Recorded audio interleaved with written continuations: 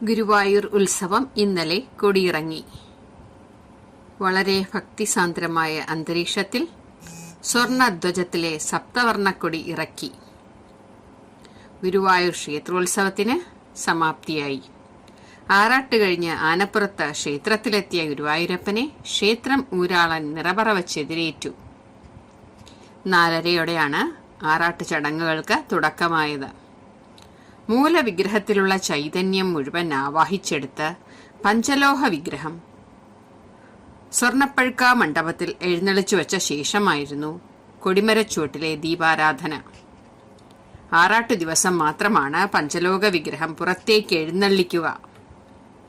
ആറാട്ടിനും ഗ്രാമപ്രദക്ഷിണത്തിനുമായി പഞ്ചവാദ്യത്തിന്റെ നാദത്തിമർപ്പിൽ എഴുന്നള്ളിയ ഗുരുവായൂരപ്പനെ ശർക്കര, പഴം, അവിൽ, മലർ എന്നിവയാൽ നിറപറയും നിലവിളക്കും ഒരുക്കി വരവേറ്റു.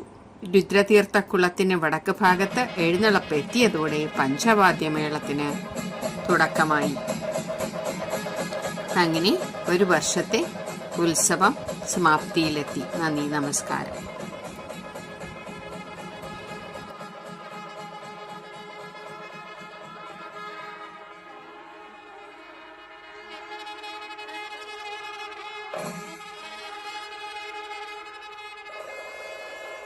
Thank you.